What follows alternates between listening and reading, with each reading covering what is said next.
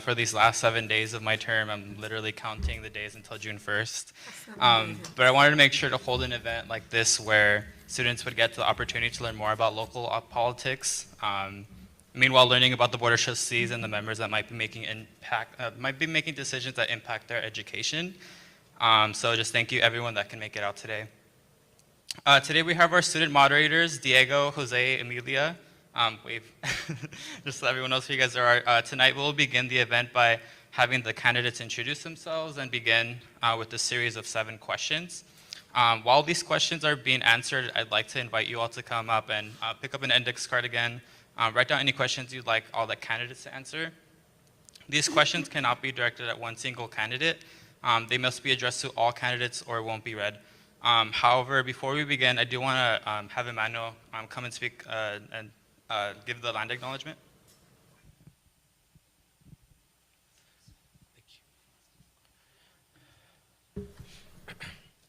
Good evening. I am Emmanuel Gomez, the Associate Students President. Before we begin, we believe it's important to open this forum by acknowledging the indigenous land that we share. Pasadena City College is a learning community within the indigenous homelands of people who have been known as the Gabrieleño Band of Mission Indians of the Xixiquanga Village and Quiche Nation. We acknowledge the painful history of genocide and forced removal from this land on which we gather.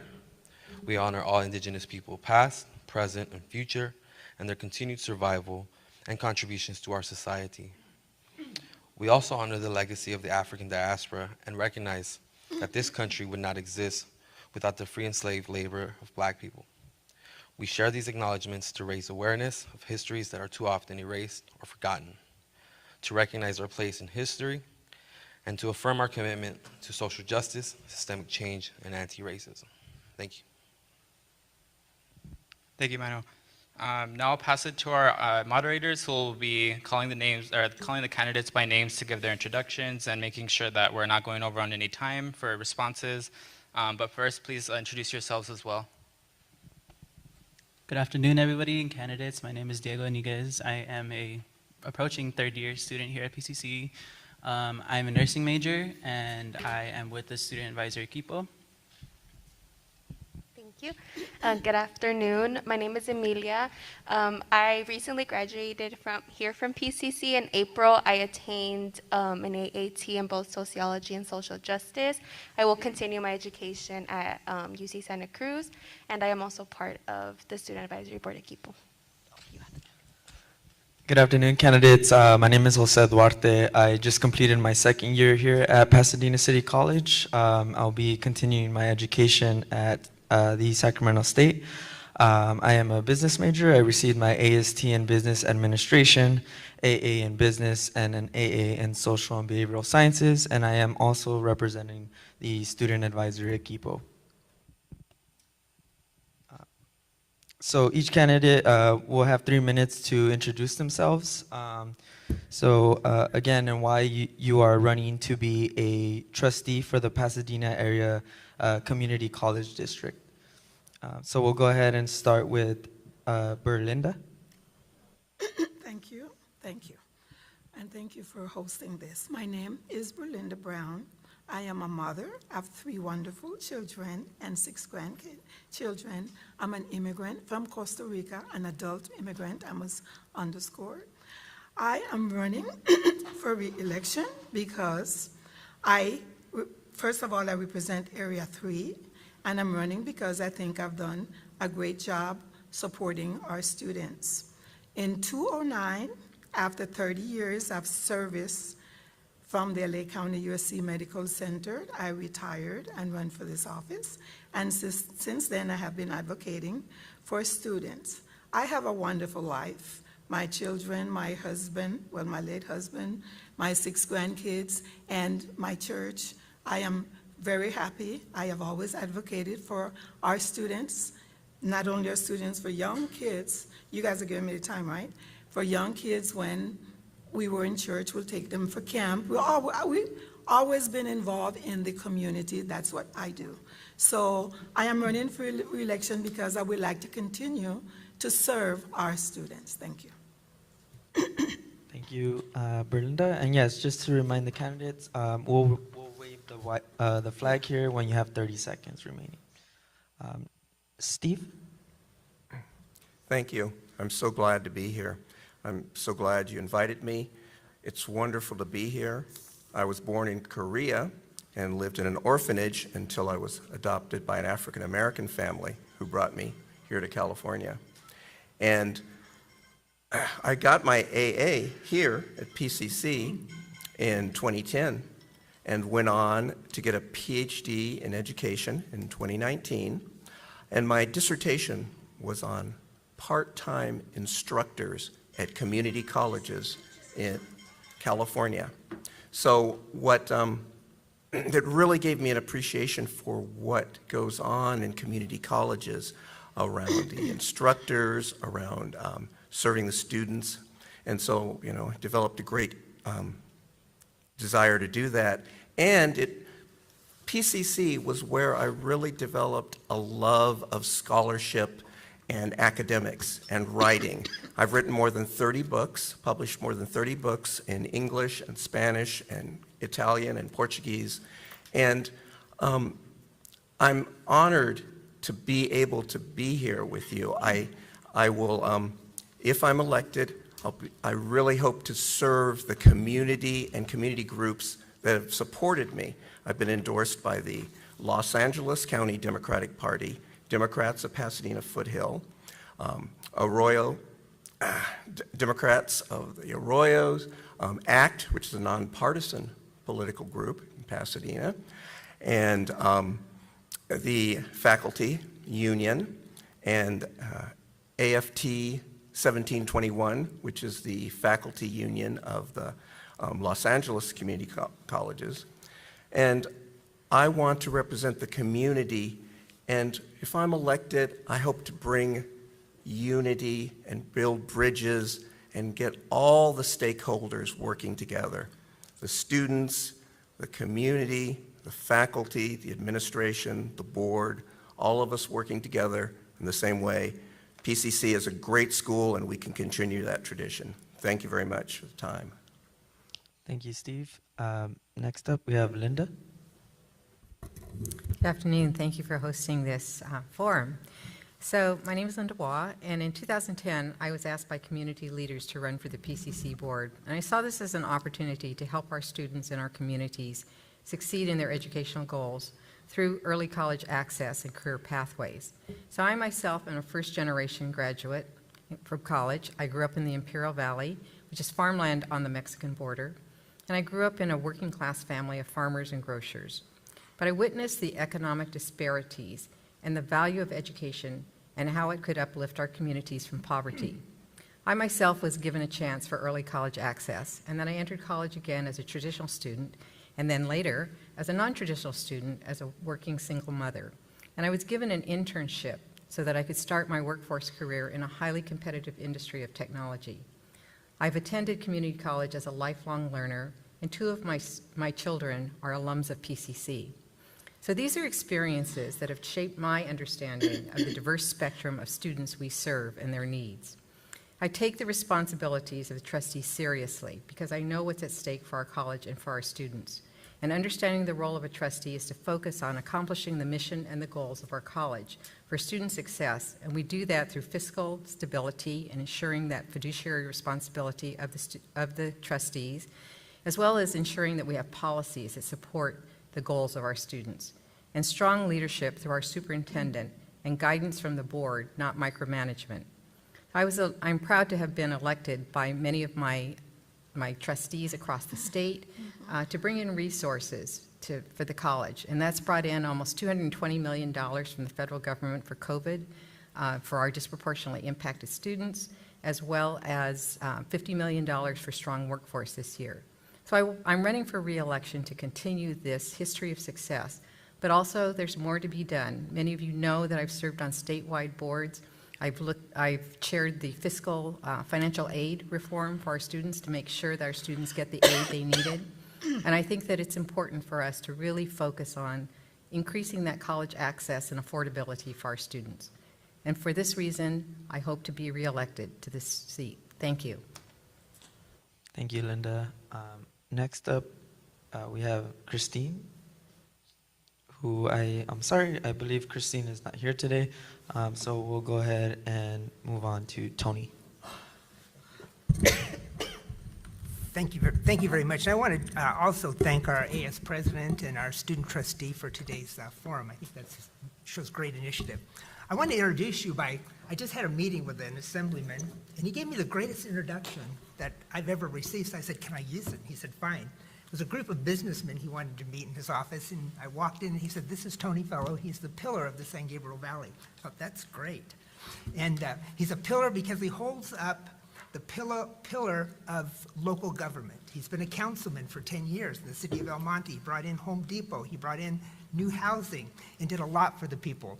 And he said he also holds up the pillar of the environment, of water and environment in the San Gabriel Valley. He built the first water recycling plant. He pushed water for reforestation. And he brought education of young people to learn how to conserve, and we've conserved about 24%.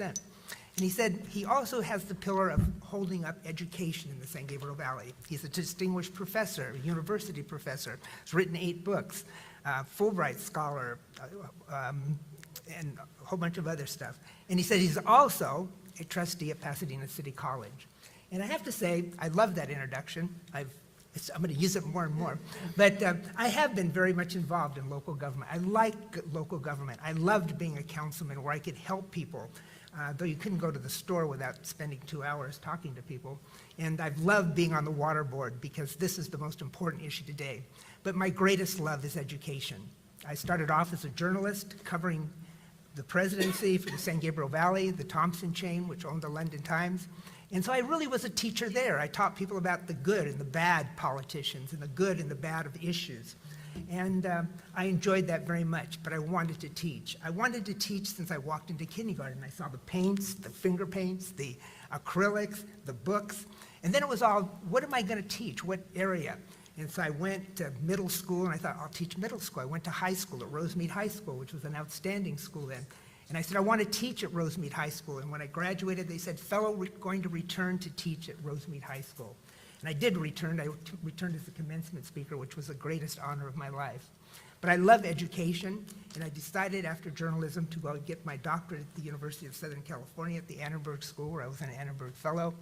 And it was a difficult task, but I went into university education and been teaching for almost 35 years. I love being with students, and that's why I'm at Pasadena City College, because I think it's good. I think the board likes me on the board because I bring the perspective of a professor. And when it comes to academic issues, I hold the line that the trustees, that is not their business, and I think I do a good job on the board. This is the #1 school in transfers. This is the #1 school for giving associate degrees to Asians and Hispanics, and I want to keep it that way. And today I want to talk about some of my other plans. But this is a great college. Thank you, Tony. Proud to be here. Thank you. Thank you, Tony. Next up, we have Alton. Thank you. First, I want to thank the students and the staff that made this forum today possible. My name is Alton Wang. I'm running for the board to represent my hometowns of Arcadia and Temple City.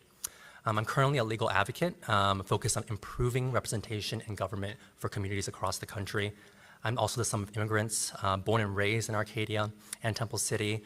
I'm the product of public education, attending our public schools in Arcadia from elementary to high school, and then culminating in earning my JD from the UCLA School of Law. I'm running because I believe in the power of homegrown leadership, and we need to have elected representation that reflects where our communities are today and where we're going. I have both a policy and advocacy background, and I've worked to serve my community both locally and federally as a staff member for Congresswoman Judy Chu. My family's story is a story of so many residents across the San Gabriel Valley. They were former PCC students. My parents had the opportunity to learn English in the case of my dad when he first came to the US, and my mom relied on courses at PCC in order to earn the credits she needed to graduate from her four-year degree, to get a four-year degree. So when we talk about the impact that PCC has had on residents across the San Gabriel Valley, in my family is a prime example of that impact. Both my parents ended up starting small businesses in our community, in no small part due to the opportunities provided to them by this institution. So I'm running because I want to continue expanding student success here at the college and provide more opportunities for students, not just within my trustee area, but across this district and beyond, by working collaboratively with everyone here. I want to ensure that this board is more responsive and community-driven in its decision-making, and ensuring that we're uplifting the voices of all members of our constituencies. And I'm running to make sure that we continue to tackle some of the most pressing challenges we face today. And I'm running because I think it's critical to have a person that has experience in building coalitions and bringing people together, especially when we disagree, especially when we don't see eye to eye, and be able to move forward in a productive way for our collective futures. So we can really work together to uplift all voices. And, as I've been talking to neighbors throughout this campaign, I've been struck by just how much of an impact PCC has had on my community. They've either attended PCC half a century ago, or just recently, whether it's themselves or their siblings or their friends. But I'm struck also by how many folks don't know that they have representation on the board. So I'm running to close that gap and working to make sure we're bringing our communities closer together. So I'm proud to be supported by the local education leaders within our trustee area. Nearly all of the members of the Arcadia Unified School District, which is the area we're roughly covering, has supported my campaign. I'm proud to be supported by both students and faculty in this campaign, and also supported by over 24 local and state leaders, such as Supervisor Hilda Solis and Assemblymember Mike Fong. And I really want to continue to work with all of these folks and everybody in my community and here at PCC. Thank you for your time. All right, we'll go ahead and thank you, candidates. Thank you, Alton. We're going to move on to question number 2. So, question number 2 is, what is your personal and professional background, and how do these experiences qualify you to serve as a trustee? We will begin with Berlinda. Could you repeat the question, please? What is your personal and professional background, and how do those experiences qualify you to serve as a trustee? Well, that's quite interesting. You should have asked me that question 10 years ago. I've been on the board for 3 terms, and my professional background may not be really directly. Well, actually it is. I am radiology tech background. I worked at the county, and what that was, it was a career technical education job that I got because when I first came to the United States, I needed to get a job, an education to feed my family. So I went to school. I started here, and I was able to get a degree an AA degree, but the point is that I got a career what could provide food for my family. And what I advocate for our students, that here at PCC, we have different pathways, and I've been a strong advocate of career technical education. How many minutes do I have? Oh, sorry. So I've been an advocate for career technical education, pathways where students can get a degree and then further they can get a job and then later on get a degree that will help them and bring them forward. So I think my role as a trustee and with what I've looked. Thank you. That is time. I would like to address that each candidate will have 1.5 minutes to answer these questions. I apologize for not mentioning that before. But yes, next, we'll move on to the next candidate. Thank you. Steve. Yeah, thank you. So I've spent all my working career doing community outreach, organizing in the community. I worked for AARP, the senior organization, as a healthcare organizer, and so that was to try to get healthcare for communities in Los Angeles area. I've worked at American Friends Service Committee. I was Los Angeles area program director of AFSC, which has a staff of about 200 employees. And so I was responsible for organizing outreach throughout the LA community and all the different demographics of Los Angeles, and working with budgets and organizing the board. And All my jobs have been related to community advocacy and outreach and organizing. So thank you for the time. Thank you, Steve. We will now move on to Linda. Yes, so my professional background is technology. So I was a technology manager in the city of LA.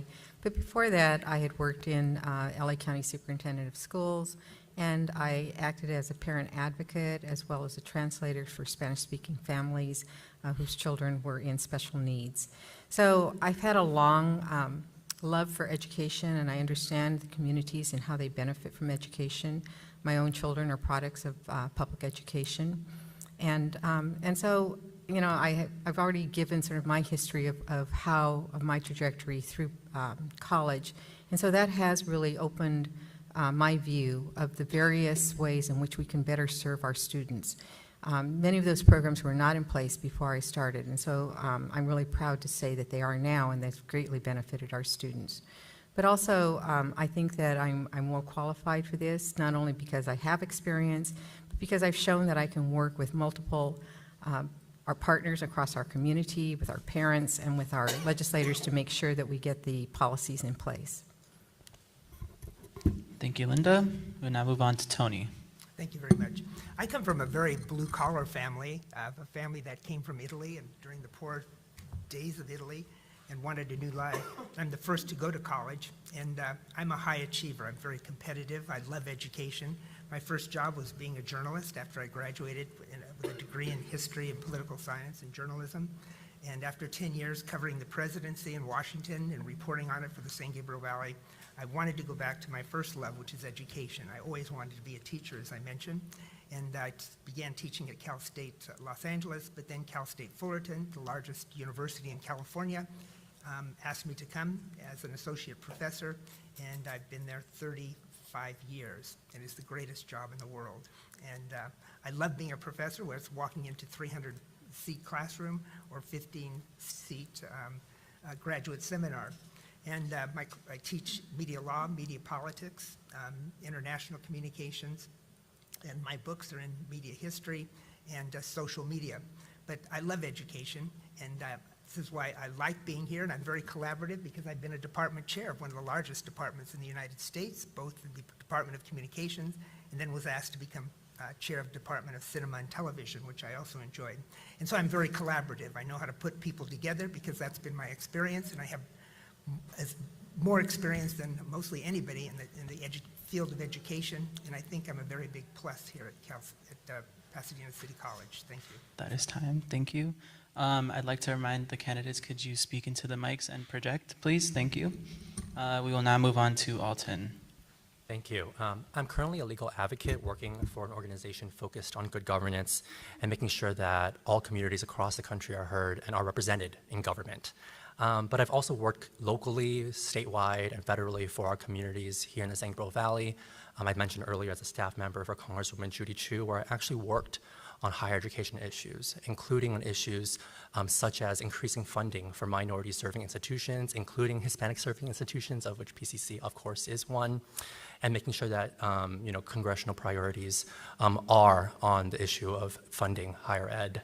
But I think it's also critical to have the perspective that I have to serve communities of color. I've worked on complex issues addressing immigration reform, healthcare access, voting rights reform, and restoration. And all of these experiences have all been about issues that are complex, that a lot of people don't agree on, but we have to find solutions because it's critical for the future of our communities. And so that's the perspective that I bring to the table in terms of how to work across coalitions. But I'm also going to be the youngest member of this board. And I think that's a critical perspective to bring, especially when we think about the future of community colleges today. And I think that kind of perspective is one we don't have right now that we need to include as a voting member of the board. Thank you. Thank you, Alton. We will now move on to question 3. And question 3 is, what do you see as the most pertinent challenge facing Pasadena City College as an institution? What about for PCC students? For this, we will begin in regular order, so beginning with Alton. Oh, great. Thank you. Well, I think there are kind of two large challenges that we're facing right now, and I think they impact students and other members of this community. First, I think, of course, the falling enrollment that we're facing today. Of course, this is system-wide and something that's partially because of the pandemic that we are still clearly weathering. But I think it's important for us to have someone with a perspective of students, recent students at the table to help address where we're going and where we need to go to bring folks back to campus. There have been, of course, great moves in terms of relieving some debts and holds that are impacting students, but I think we need to do more. And that's why I'm glad to also see that's reflected in the governor's May revise in terms of ensuring that there is, even though it's one time, but funding to help address this issue. Secondly, I think it's important for us to remind ourselves that we need to make sure that everybody has a voice on this board. And I think the board policy that was passed just this last meeting, talking about being an open space for all members of the community, is critical that we extend that to everyone and uplift all voices. And I think it's another issue we have to work on. Thank you. Thank you, Alton. We will now move on to Tony. Thank you very much. I'm very concerned, especially being a professor, with three areas right now, is the effects of COVID, even before that, and that means mental illness of students. I'm concerned about food deprivation. I'm concerned about housing for our students. It may shock you that we have students living under bridges. We have students who live in their cars. We have students that travel the goal line at night because they have no place to sleep, and they rent one of these storage places on weekends to go to, or they get a hotel room once a week to take a shower. And that bothers me terribly. How could we educate without having these people be able to eat, by having a house to live in, and having counselors? We need to even have more counselors here at PCC. We've hired some, but our students really do need more in that area. We need to do something with food deprivation. We need to get a partnership with Foothill Unity, which I'm going to work on next, to help provide food. Right now we give vouchers to students, we have a food pantry, but we have to do more. I want to do something with the city of Pasadena so that they're going to be building new apartments. Why can't some of those be for our students? We have single mothers here who need a home to live in, and I don't want them on the streets, but they need homes, they need counseling, and they need food. Thank you. Thank you, Tony. We will now move on to Linda. Thank you. Yes, today the students face many obstacles and barriers to their college education that we, maybe 20 years ago, 30 years ago, didn't face. So of course, we all have heard that across the nation enrollment has been low, and there's many reasons for that. Students are taking jobs to help their families. And so we need to meet students where they are and deliver education in the mode that best fits how they need education delivered. But of course, we know 25% of all college students are housing and food insecure, and we need to address that, where the Lancer Pantry is distributing almost 3,500 pounds of food a week. We don't have housing that we can build on this campus, and so we do need to build those partnerships. In addition, the college debt has really risen, and we really need to address how do we make college more affordable. And community college has been a great solution with the College Promise. But I recently came across the USC parent who is paying $92,000 a year. That means that student is probably graduating with almost a $400,000 debt. So these are things I think that we need to address to make college more affordable. Thank you, Linda. Now moving on to Steve.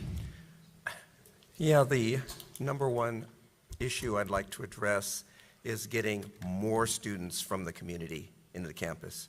As we all know, enrollment is way down because of COVID, and we need to get into the community and make it easier for students to get in. So that affects students, of course, that there will be a larger population and more opportunities and more classes and more spaces. But we need to get into the community, make the pathways better, make it so that, address the fees and the money that's required, the requirements, the navigating what needs to be done to get in. There are more students in the high schools who want to go to college than actually end up doing it. So we've got to make it easier. We've got to get into the community and talk to the people and talk to the kids and get them into PCC. Thank you, Steve. We will now move on to Berlinda. So basically, the challenges that I see challenges that I see are really, we need to definitely increase enrollment, and this is all over, and the way we're going to do that is by having more. Sorry, I just thought about it. By having more outreach in the community and throughout, and we have started that. I've seen it all over the place. My thing is the enrollment of African American students in PCC. We're pretty low. We're down to about maybe 3-4%, and that's one of the reasons why we have now established the John Muir High School PCC, John Muir PCC campus, Northwest campus, so we could capture those students that my opponent discussed about, so they can learn and feel what college is all about and come to PCC, and that's working pretty good.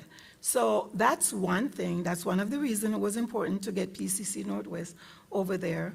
I think also we need to focus on the climate on campus. That's one of the things that we will need to address, because we need to do some work on that.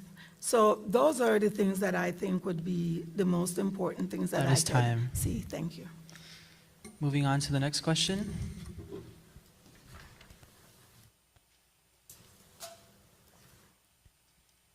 Okay. Okay. So I will be asking question 4. What are your thoughts on guided pathways, and how do you believe this framework helps first-generation students? We'll start with Berlinda.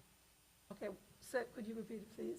What are your thoughts on guided pathways, and how do you believe this framework helps first-generation students? Oh my, Guideways, Pathways is the best thing that has happened here at PCC for our students. Our students no longer get lost. From the beginning of their classes, when they enroll, they are given the opportunity to figure what it is they need, and they are provided with counselors, couch counselors, and they get the full picture of where it is they want to land. I think it's a great, great thing that we have here at PCC, and it's really benefiting our students. Thank you. Steve? Yes, absolutely. It was very much needed, and so it's great that it's available now to students. It needs to start early. The process needs to start earlier. A similar pathway system needs to start with students that are not yet enrolled, that have not looked into enrollment, that don't have it yet on their radar. There are a lot of students out there in all the high schools in all our wide Pasadena area community district that could be attending community college and need to be put on the pathway. And we need to reach those people and put them on a pathway into this same system, or into a similar system. So that's where we need to move next. Thank you. Linda? So I agree. I think guided pathways has certainly been one of the most effective ways for us to get our students out. We used to hear about how 2 years college students were taking 6 years to get out. We reduced that time considerably by having counselors who are streamlining that process for our students. And the Asian American Advisory was one of the first ones to bring the parents and the students in so that we could have a one-stop enrollment service and advisory service for our students and their parents. I think the wraparound services that come with that are also important, but also there are a number of other things that have also go into streamlining this process for our students. And this includes making sure that we reduce the number of credits that students are accumulating unnecessarily, and that we have transferable credit classes that they're enrolled in, rather than having to take non-credit classes and wait until they get their college degrees. So I think these are all ways that we are getting our students out successfully. Thank you. Tony? Thank you. I think Pathways in the workforce programs are the most outstanding thing we have going today. Pathways, as Trustee Waugh said, allows students to graduate faster, dual enrollment. I brought 2 dual enrollment courses to Arcadia, which have been very successful. And the workforce program is an outstanding program that's going to allow us to do some very special certificate programs for high school students and for college students. We have on the books a robotics certificate program for, these are students who do not want to do the academic route. They want to go out and get a job, and these are high-paying positions so that we can close the equity gap with these students. Robotics, we're going to be doing construction. We're going to be looking at certificates in tourism, which is very popular today, medical transcriptions, construction, and environmental positions. These are the two things that we've put much effort in, and I want to thank my trustee here because on the state level, she is really pushing these for PCC, and that's why it's important that we return her because she is the voice in California for these programs. Thank you.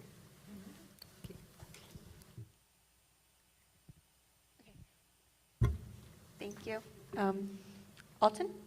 Thanks. I think the structure that Guided Pathways provides is critical for students. And I think that's right, that it's streamlining the process is critical for students as well.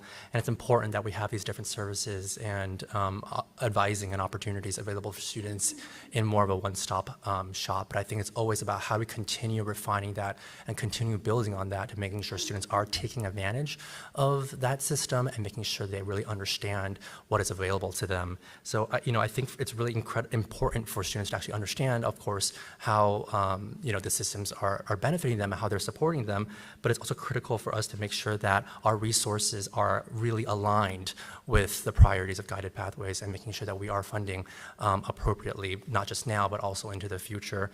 And I think it's critical that, we're making sure that students are coming into PCC to take advantage of these programs. Sure, it's great that, there are dual enrollment MOUs with districts across this community college district, but it doesn't help if, for example, in my community, if there are no dual enrollment courses available at our high school, where some students have been wanting to take such courses. So I think building upon that and making sure students are coming into this institution and taking advantage of Guided Pathways is critical.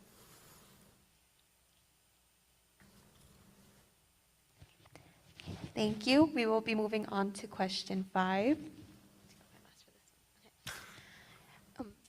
In 2020, the board was considering a resolution of support for Proposition 16, which would have reinstated affirmative action in public institutions in California. However, some trustees opposed this by removing it from the agenda for political reasons without the opportunity for dialogue. What are your views on affirmative actions, and would you have supported that resolution? We will start with Alton. Thank you. This is a critically important discussion and something that I have been impacted by. When I applied to college, both my undergrad and when I applied to law school, I wrote about being Asian American. I wrote about being a Taiwanese American son of immigrants. And that experience was so critical for colleges to see and understand. And that really was important to have a holistic application that really, I think, helped me get into the schools that I was aiming to get into. And so, student success is obvious, and student equity is a critical foundation for this conversation and what we really need to work on achieving. And that's why I actually started my career working on issues like SCA 5, which is now almost a decade ago. But it was so important to work on that issue because we need to continue advancing student equity. We need to continue advancing this issue to make sure that we have more opportunities for underrepresented, underserved students. And so but we also need to work on continuing to expand the slots and opportunities that are available for students and making sure that we're not limited to where we are today, but continue to expand the pie, so to speak. And so yes, I support holistic admissions practices that look at the entire student's experience and the entire student's lived experience. And I believe that's really important for us to make sure that we're supporting all students.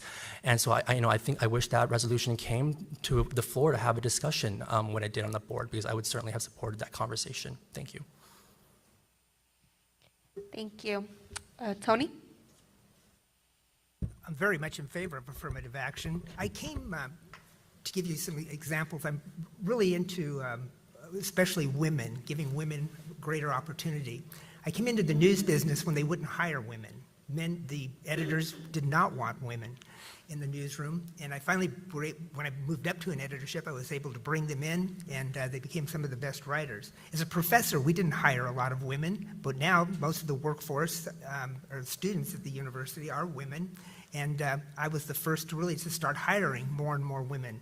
And so it's a very important issue for me. I was head of the Democratic Party here for many years in the San Gabriel Valley, and this was one of the issues that we pushed, and I'm very proud of the progress that we've made on this issue. Thank you. Thank you. Linda? Well, I'm absolutely in favor of affirmative action. I believe I was the trustee who actually put it on the agenda for discussion. I've been a long-time advocate of affirmative action, and it really has been difficult to see our communities used and to hear dog whistles about quotas and equating that with affirmative action. I was a champion. I was given the Equity Champion Award by the College Opportunity Program, and that was then used against me in smear campaigns that went forward, and my community was quite shocked that rather racist emails were sent out about my championing affirmative action. But I see this as an equity issue, not something that should divide us, us against them. This is something that brings all of our communities and uplifts all of our communities to higher levels. So definitely I support affirmative action. Thank you. Steve? Yes, I support affirmative action, and so as a board member, I would be very supportive of a discussion of it. I think that serious work needs to happen when we have such a discussion, because there's a lot of things in nonprofits and colleges where they say diversity, there's diversity work going on, there's affirmative action work going on, but it's hard to see the results. So we need to get beyond just the surface of the words and figure out how to really make the change. I mean, at the last board meeting, I heard the brother talk about how we outreach to Native American community, because that should be, part of what we look at in terms of what we're bringing to the campus and what we're raising up at the campus. So we need to go beyond just the labels and just beyond the words and reach deeper into what affirmative action means. Thank you. Thank you. Berlinda? I'm definitely in favor of affirmative action. I have seen many issues and people. I've had many conversations and hear their different perspective. I know from education perspective, they would say real derogatory things. People that would have never gotten the opportunity to attend a college if it was not for affirmative action would have never be a doctor today. It has nothing to do with their grade level or what have you. It's just that because of your color of your skin or your gender, you're just not accepted. On the workforce, it's the same thing. It was said before, we have people that would not accept women or minorities, or we all know the story. So no, I think this is something that we really need and should be readdressed. If the board see it fit, I think definitely we should do that. It's good. Thank you. Thank you. We now move on to question 6. Brace yourselves, people. This is a long one. If the administration had proposed purchasing property to build affordable housing for low-income students, but members in your community opposed the proposal, would you support it? As a reminder, ACCJC, which is the accreditation body in California for our community colleges, expects governing boards to make decisions that are in the best interest of the institution. In other words, could you support the decisions of the administration even if you didn't agree with them? For this one, we will start with Berlinda. That's a good one. So basically, you're asking if administration would propose to build housing, is that what you're saying? Yes. Would I support it? Well, I would have to see all that's involved in it.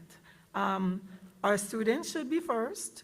Absolutely. I know that community colleges is not in the business of building housing, but with the right perspectives and with the right, what would you say? If it's presented properly, let's say in Pasadena or wherever it is, I'll be willing to listen and see if it's something that's feasible and in the best interest for students, because that also would lead to, a longer thing such as, so you build 100 affordable housing for students. Now, who gets priority? So it's a Honduras, but I would definitely look into it. Thank you, Berlinda. We'll now move on to Steve. Yeah, this is a good example question that help kind of tease out some of the issues that are going on with the board right now. Some difficult questions come up, difficult challenges, and how those can get resolved seems to be a sticking point right now with the present board. So if a question like this, it's the administration policy versus the community, and that's a disagreement. It's an issue where we need to work out the differences, and so we need people on the board who can actually deal with those kind of difficult questions. And so I would support the effort to build the affordable housing, and I would find a way to communicate with the community and bring the community on board so that we can reach consensus, because that's what's missing now with the board. We need to make changes so that we have the ability to make those tough decisions. Thank you, Steve. We will now move on to Linda. Yeah, so I think this is not just a question of affordable housing, but it's a question of the community's desires versus what is in the best interest of our students. The trustee's role is to look at the data, and our mission of the college is for student success, and that's what we have to keep in mind. We should always make data-driven decisions. But I do believe that we should bring all stakeholders to the table. We should hear all perspectives. But it's also a question that we're facing not just in colleges, but we're facing across all of our communities, is yes, we know affordable housing needs to be, we need to have that constructed, but many of our communities don't want it in their backyard. And so I think these are the things that we need to talk out with all of our communities. But at the end of the day, I believe the trustees need to do what is best for our students, and we need to keep that in mind, and that's our guiding light. Thank you, Linda. We now move on to Tony. As Trustee Wall said, we make our decisions that are data-based here, but emotionally, I believe everyone should have a bed to sleep in at night, and certainly I'm a proponent of housing. As a matter of fact, what I would like PCC to do is to partnership with the city of Pasadena. They're building tremendous amounts of apartments, and some of those should be reserved for PCC students. My wife who is sitting back there. People sometimes don't believe this. We both take classes here. It's my postdoctoral campus, I say, and they have the greatest teachers here. We take Italian and we take art. And my wife told me many stories about students in her class who are sleeping in the trains, as I mentioned, the goal line. We have students sleeping under bridges. We have students sleeping right here in our parking lot. And so this is wrong. And as a society and as a college, one of the greatest community colleges in the state, we have to do something about this. And being very emotional about this, I would do all I can to see that we have housing for students, especially single mothers with children. They need to have a house. Thank you. Thank you, Tony. We now move on to Alton.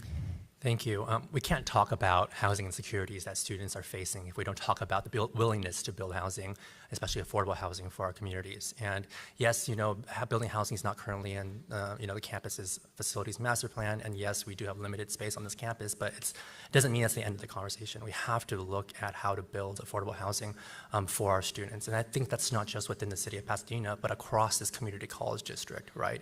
I think housing elements in some of the cities in this district have shown that there is a dearth of affordable housing, and I think that's something that's really necessary, especially since we have so many students that come from outside the community college district. So, really thinking about when we prioritize student needs and student equity, this is definitely an issue that I would support, and I would really focus on bringing the community in to that conversation and figuring out ways where, yes, we can partner, yes, we can, bring folks to the table, but also making sure we're centering student needs and student demands. And I think that's why, pilot programs that have, come out of the state into building student housing at community colleges are so important. And I think we need to look at how those projects are going and see how we can bring that to our community here. Thank you. Thank you, Alton.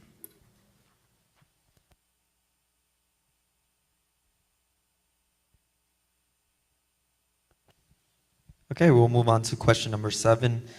I do want to remind candidates that you do have a 1-minute rebuttal if you choose to use it. Question number 7, the North Star guiding the California community colleges is the vision for success adopted by the Board of Governors in 2017. These commitments, including taking ownership of goals and performance and always designing and deciding with the student in mind. More recently, faculty groups have been making inflammatory comments criticizing the campus administration and Board of Trustees. Do you think that the college is not following these guiding principles? What on-campus entities would you go to in order to solicit the official student representative voice? And we'll start with Berlinda. So you asking, so the students' success, the guiding principles, those are the words that you use, correct? The guiding principles for the student success goals, correct? So you want to know if we think the college is not following them? I think the college is following them. When things are taken out of perspective, that's a different story.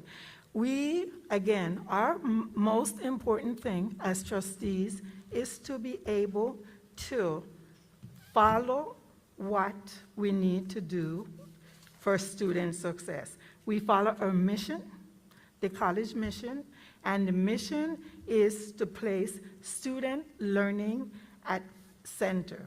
All of our decisions are made based on student learning success. So if that is not what is being portrayed, we are, at least I'm sorry, but I am doing the best I can to use and do what I know to promote student success. That is my thing. Thank you, Berlinda. Steve? Yeah, it's definitely important to communicate with AS, the Student Senate, and the students who are in other committees and serving in other ways on campus, and student members who are interested in putting input. So I think that's an important step all the time for the board and for leadership here on campus, is to communicate with the student committees and individual students.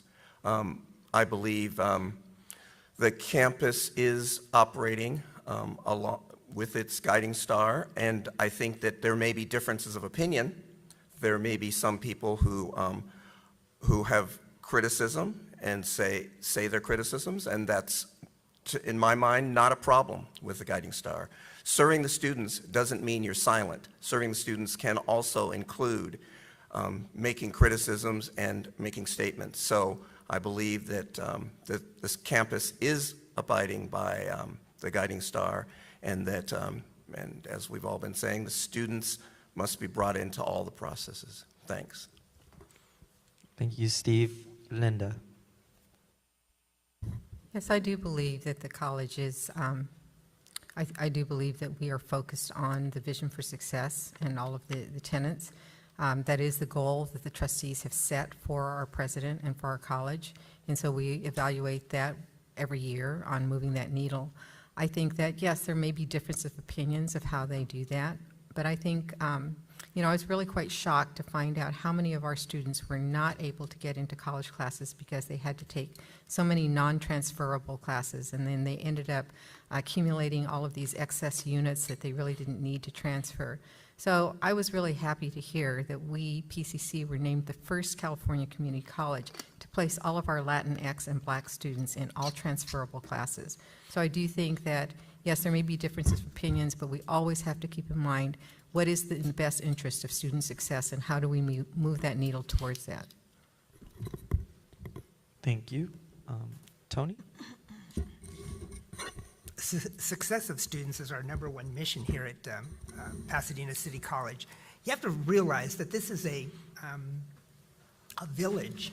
This village of PCC is larger than some of the cities that we serve. The president deals with with police, she deals with medical facilities, and deals with faculty. We have the student body here, we have the faculty, we have the unions, we have the academic senate, we have the board of trustees, and all of them have their own way of doing things, their own purpose, and things seem to go right most of the time. I am so tired of hearing about the criticism. I just read an article about PCC. It said we're #1 in granting associate arts degrees to Asians and to Hispanics. We're #1 in transfers to the CSU and the UC. And we're #1 in services to veterans currently serving and our veterans who are retired. We're an Aspen winner 6 years in a row. We were all on the board. The best community college in the nation, one of the 10 best. And the McKinsey Scott gives us $30 million, the only community college. We're doing something right here, and I think we should continue doing it. Thank you. Thank you, Tony and Alton. I think it's clear that student equity is a guiding star as is required and laid out by the Vision for Success. And I think that's important that we continue doing that. But, it doesn't mean that we're not actually uplifting and talking about the issues that are facing other members of our community. I believe that, all voices on this campus need to be heard, and we need to take proactive steps to address any concerns raised by members of this community. Because I think, the well-being of all members of this community impacts ultimately how students are able to succeed at PCC. And so, I think it's important for us to support those who are also working to support our students. And so, I think it's not just about doing outreach, right, in terms of how we engage students, but actually doing active engagement. And so that's not just with the student trustee that sits on the dais. And so I think it's great that the board is allowing the trustee to cast their advisory vote before the trustees themselves vote now. But I think it's important to include the student trustee, for example, in more conversations, including even in closed session when appropriate, in order to making sure we're hearing the student voice at all times, and making sure that we're engaging students beyond elected leadership, right? Talking to students that are in the clubs and organizations across this campus, making sure that we're engaging in some of those surveys that have happened, making sure that's more regular to understand what the student needs and climate currently are, and have that direct listening and direct engagement, which I've already been doing in this campaign that I'm committed to doing moving forward when I'm elected as well. And I'll never believe that students will ever have a too large of a voice here at this community college, because I think it's important for us to listen to students. Thank you. Thank you, Alton, and thank you all candidates. We're going to go ahead and take a 5-minute break, and then we will move on to the public's questions.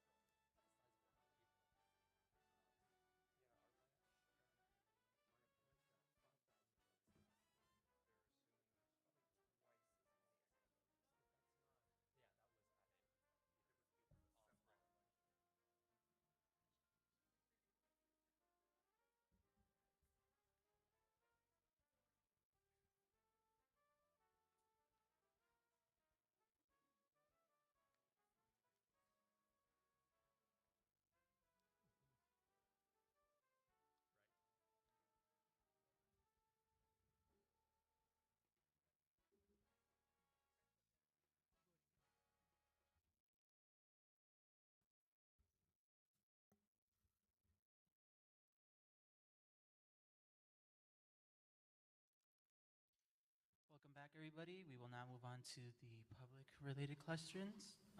We have chosen 7 questions, mainly due to issues of legibility and press for time. So we will begin by setting some standards, which will be 1-minute answers only, no chance for rebuttal, and a reminder to speak into a mic. And yeah. So our first question is, what are your views on the undocumented student population? How will you ensure their safe presence on campus, and what resources can be provided? For this one, we will begin with Berlinda. Sorry. As long as the students are on campus, they should be treated just like any other students. That is my perspective. Done. All right, thank you. Moving on to Steve. Yeah, it's great that we are able to have undocumented students. We should be accepting more. We should make sure that they have access to what they need to be successful, and obviously should not be identified, and obviously information should not be shared with any other agencies. But we need to make them successful and encourage even more. Thank you. Thank you, Steve. We move on to Linda. Yes, we're an education organization, and we should be serving all of our students equally. Everyone who comes to this campus deserves to be treated and deserves to have education and all of the services and resources to help them succeed. Thank you, Linda. We will now move on to Tony. I agree with my 2 trustees here. We do have a lot of undocumented students on campus, and we do provide services. We have a wonderful head of our Student Success Senate, Dr. Cynthia Oliva, who goes out of her way and does all she can for these undocumented and documented students. I do not separate them from other students. As a professor, I will teach them the best I can, and I agree with my colleagues. My views are they should be here, they should stay here, and we'll do the best we can to educate them and make their lives better and reach higher in life. Thank you. Thank you, Tony. We will now move on to Alton. I don't disagree. Of course, undocumented students should be able to access all the services available here and be able to and they do have access to things like college promise, and I think that's critical. But, undocumented students face so many more challenges and barriers than just having that equal playing field that everybody else has. Concerns about their immigration status, concerns about being able to stay in this country and have work authorization and things of that nature are also critical things that we need to provide resources to support. Because I think it's not just about being here and being able to be here, but being able to succeed. And so I think it's important for us to continue providing those services to the students that need those services, of course, doing it in a way that's sensitive, doing it in a way that's confidential, and doing it in a way that ends up supporting the students at the end of the day. Thank you. Thank you, Alton. We will now move on to our next question. In the interest of the international student population, do you encourage the aid and support, employment, financial aid, of students who come from foreign countries? For this one, we will begin with Alton. We obviously have a significant international student population here that certainly pay a different amount to attend and access PCC. So I think it is important for us to really think about what it means for affordability for all students, not just, of course, students who are in-state, which obviously we need to support, but we need to make sure that all students who want to access a affordable, high-quality education can do so. And so I think it's about making sure we're responding to the needs of international students, making sure that we're listening to where their current challenges are and making sure that we're addressing those, including financial challenges. Thank you, Alton. We will now move on to Tony. We are all God's children, no matter where we come from, what nation or what have you. I've been very fortunate in my career to teach in Hong Kong, to teach in China, to teach in the Soviet Union, and I embrace international students. As a matter of fact, I'm one of the most successful professors in the state of California to put together study abroad programs, and now I'm working with Pasadena City College. My wife and I also endow scholarships for the study abroad program here because I think it's very important that we go out and students see other cultures and mix with other cultures. Thank you. Thank you, Tony. We now move on to Linda. I do support the international student population. I believe that they enrich the student life here at our own college. I hope to see more international exchange with our own students. It was unfortunate when I joined the college. At that time, former boards had put a quota on the international students, and there was a view that they took up space that our own local students could have used. But I think that that perspective has changed, hopefully.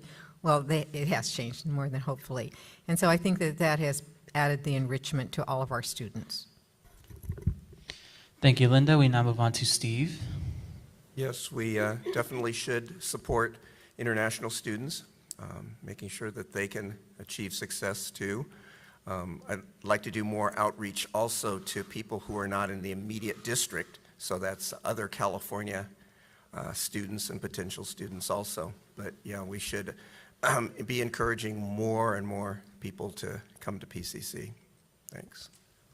Thank you, Steve. And we finally move on to Berlinda. So international students is definitely an asset for PCC because they're, from a financial way, their tuition is much more than the regular students. So I used to wonder about that, and then when we did our budget, I would see that their tuition is much more, and I asked, well, why are we having that? So they says, well, the resources that international students bring, not only their culture, but they're also, their tuition helps other students with the programs that we provide. So the culture is wonderful, having them is wonderful, and we also benefit, our other students benefit from having them there as well.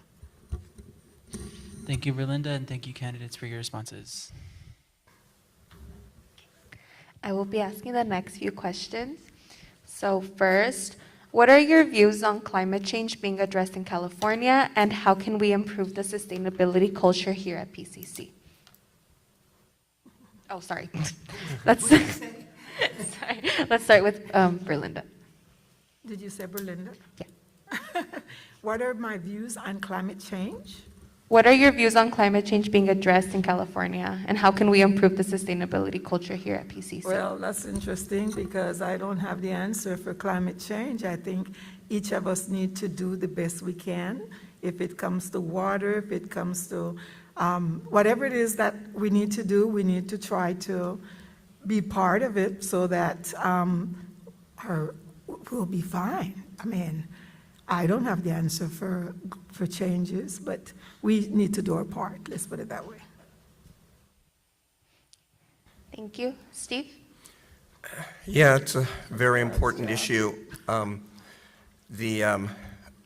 We're in a crisis now, and we may be facing drastic consequences in just the next few years, just the next few decades, if we don't do something more than we're doing now. It's not an issue that PCC can solve alone, but needs to work with others. For example, Pasadena is producing gasoline right now with coal-fired plant. We need to work with Pasadena and do more energy-efficient things on campus and throughout the city of Pasadena. We need to do more. We need to do it immediately. Thanks. Thank you. Linda? Well, I'm absolutely a climate environmental advocate. I'm really proud of the work that our students have done and their environmental and sustainability initiatives. I think there are many things we can do. We're looking at water conservation, but I think we could do more in solar. And I would like to see us do more about transit. I think the Universal Transit Pass will reduce the amount of parking that we need, the cars that come in, and we've seen that when we had the Universal Transit Pass. So there's many areas I think where we could really excel. We're now doing a Tesla EV charging station repair, and I hope that we can encourage more EV cars. Thank you. Thank you. Tony? That's quite a topic for me. As a matter of fact, today I was on the Zoom meeting. I'm a member of the Metropolitan Board of Southern California, the Water Board. As a matter of fact, I represent the San Gabriel Valley, so I've been doing this for 20 years. And climate change is a big problem. I could tell you right now, we used to get from the Bay Delta 80% of our water here. The allocation by the governor is 0 this year. And we're trying to cope with this, and the severity, people don't understand the severity of this. I cannot promise you water in 2 years right now, but we're doing our best. Thank you. Okay, thank you. Alton? Yeah, climate change is absolutely one of the most pressing issues that we're facing today. Sorry.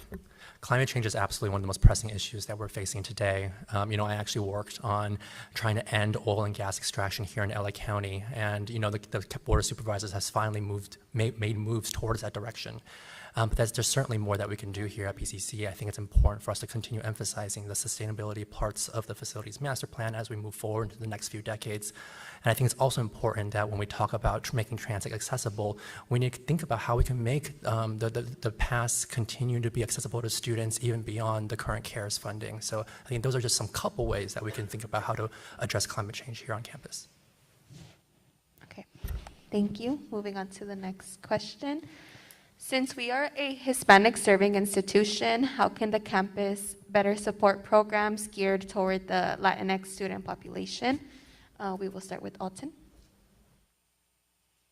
Yes, absolutely. Well, I mean, we all know that PCC has a majority of students that are Latinx, and I think it's really important for us to continue supporting those programs that are serving these communities, whether it's Puente, whether there's any other programs or student organizations on campus. We need to continue making sure they have access to the funding that's necessary for them to achieve in their programs. And I think it's important to make sure that in all of the work that we do, when we think about centering student success and think about centering student equity, that we're bringing in those unique experiences. We're not just talking about underserved communities or students as a whole. We're talking about students with individual experiences, with differences within their communities, even breaking down what it means to be Latinx. I think are critical perspectives that we need to listen to and think about moving forward. Thank you. Tony? I think Pasadena City College has been a tremendous success when it comes to Latinx. And again, I go back to our Student Success Center, which focuses on the Hispanic student community. And again, Dr. Cynthia Oliva has done tremendous amounts of work in this field, and she has put a lot of resources in, and I applaud PCC for the work it's doing. Of course, we should serve our Hispanic community. We graduate more Hispanics than any college in the nation right now with associate degrees, and I want to continue that trend. Thank you. Thank you. Linda? Yes, I think PCC has recognized the importance of our Latinx student population. It's our highest percentage population. And so we have a number of programs that are here to serve those students. But one of the initiatives I'm really proud to have supported was the disaggregated data, where we recognize that we're not one homogeneous group. Latinx have many different cultures of the Latin experience that need to be considered. And so those are the things that we are tailoring our own cultural programs to address individual student needs. Thank you. Steve? Yeah, I absolutely agree that allowing students their individuality, their differences within the larger Latino communities is the best way to go. So different types of groups, different types of clubs, different types of support, because each Latino is different. So that's the best way to support members of the community, is to allow them to be individuals and different and to succeed in their own ways. It doesn't have to be one cookie cutter solution. So thank you. Thank you. Berlinda? So basically, this is where the board is play a very important role, because our resource allocation for our students is where we get those resources to support our Latinx population.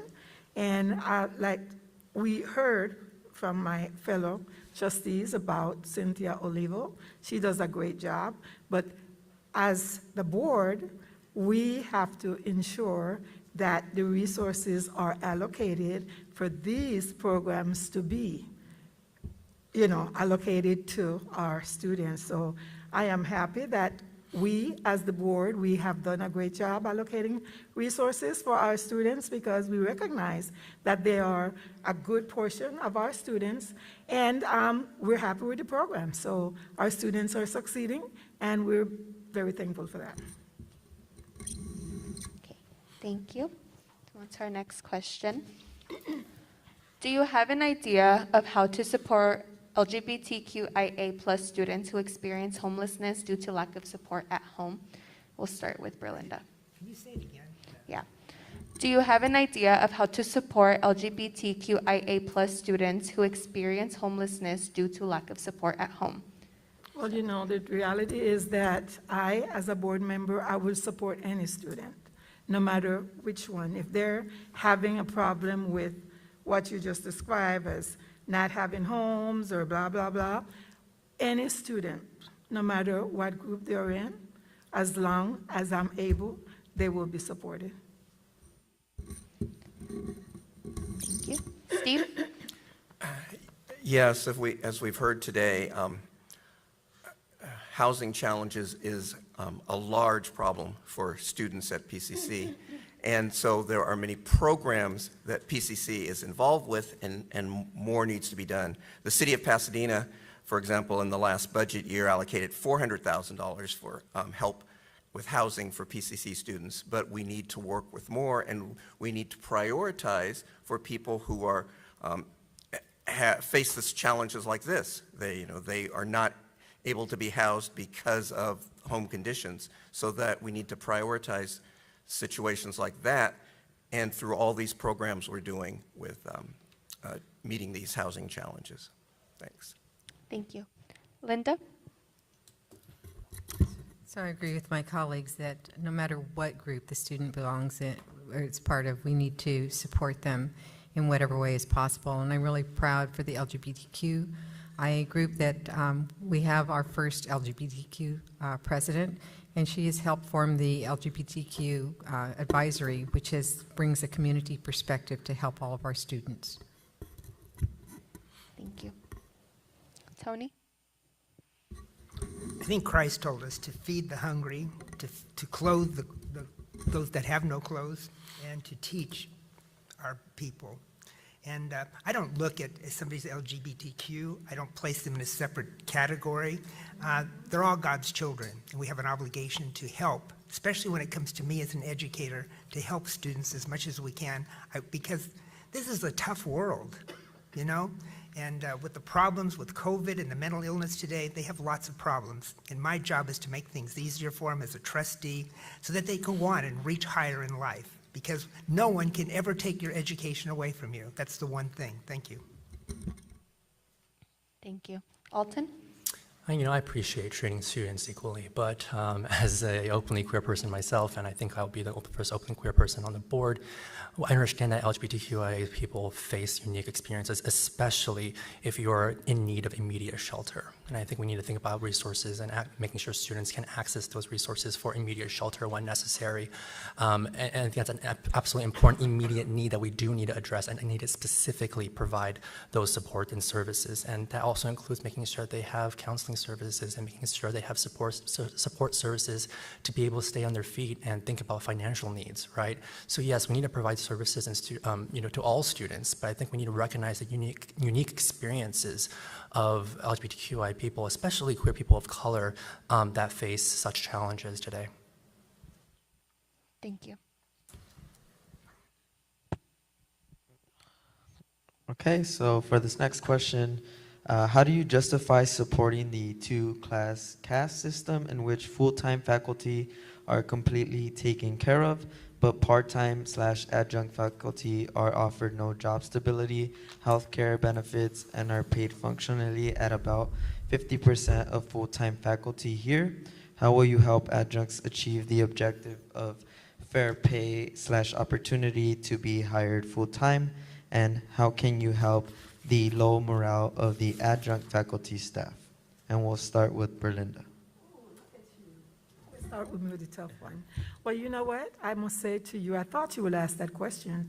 And I think this is something that has to start with the union, if I am not 100%, but I think this is a union issue that they have to negotiate it, because I've seen it come by before, and the faculty union has to negotiate it with them. So I have nothing else. Now, when it comes to me, everything is a process. Everything we do here is a process. If the union agree, then bring it on to the board after you go through all the processes, just like the class discontinuation went through 5 processes and then came to the board. Everything has a process, but I think that's where it starts. I could be wrong, but I think that's where it starts. Thank you, Berlinda. Steve?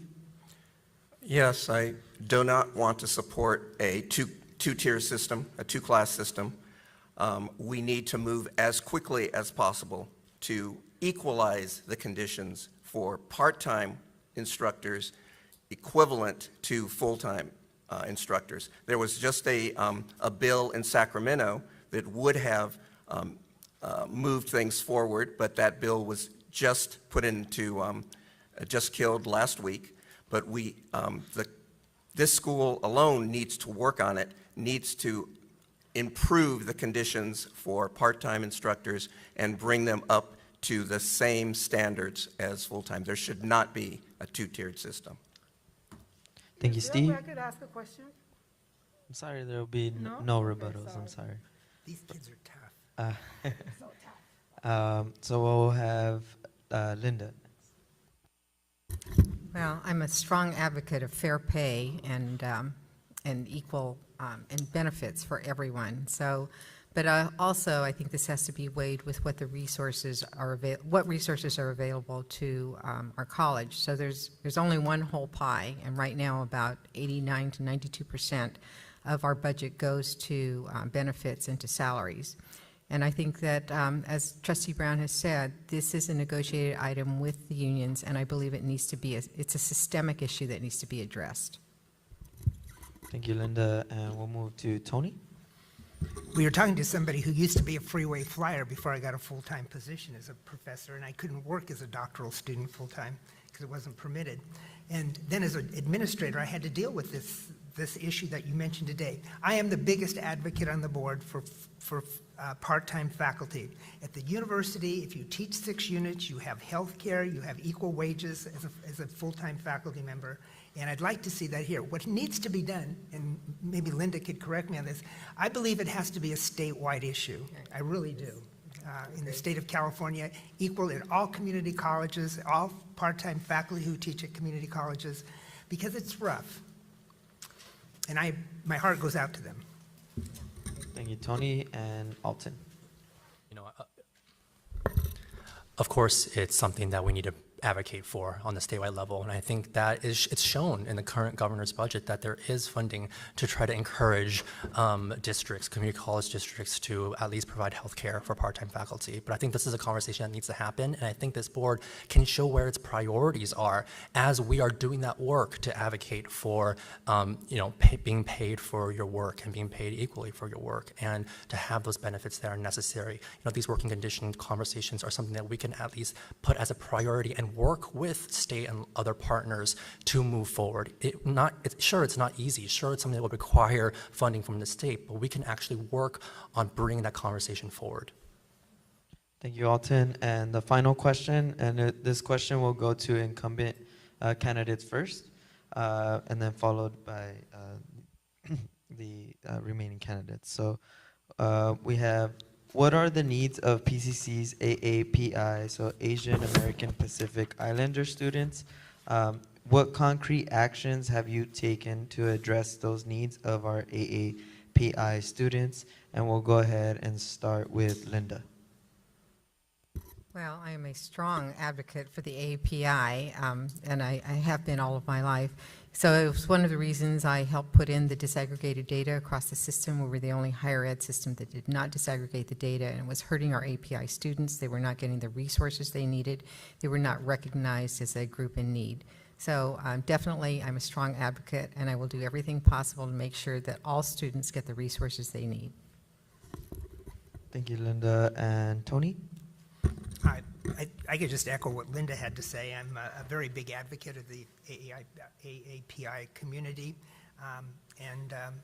We, all students, no matter what nationality, ethnicity you are, we owe them a safe campus. We owe them a campus with outstanding teachers, which we have, and be able to successfully complete their associated degree and do all we can to help anyone who comes here.